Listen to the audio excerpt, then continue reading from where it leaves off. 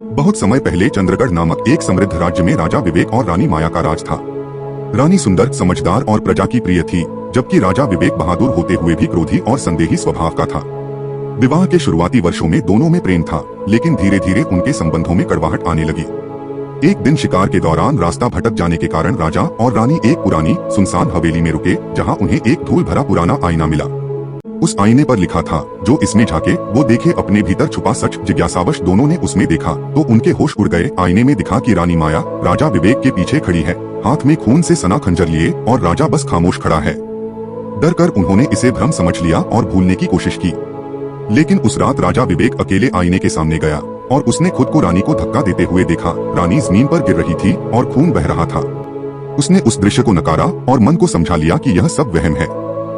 समय बीता और झगड़े बढ़ते गए। एक दिन वही दृश्य हकीकत बन गया। राजा ने क्रोध में रानी को धक्का दे दिया और रानी की मौत हो गई। विवेक ने सब छुपा लिया, शव को जंगल में फेंक दिया और महल लौट आया। वर्षों बीत गए, लेकिन उसका अपराध बोध और डर खत्म नहीं हुआ।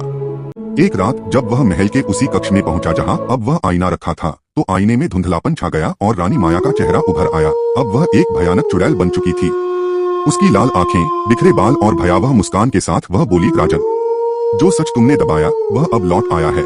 राजा ने जैसे ही पीछे देखा, रानी माया वैसी ही उसके पीछे खड़ी थी, जैसे पहले आईने में दिखाई दी थी, हाथ में खंजर लिए। एक चीख गूंजी और फिर सन्नाटा छा गया। राजा विवेक कभी दोबारा नहीं देखा गया। कहते हैं उस पुराने महल में अब भी वह आईना रखा है, और अगर कोई उसमें झांके तो उसे अपना अंदर का अंधेरा दिखता है।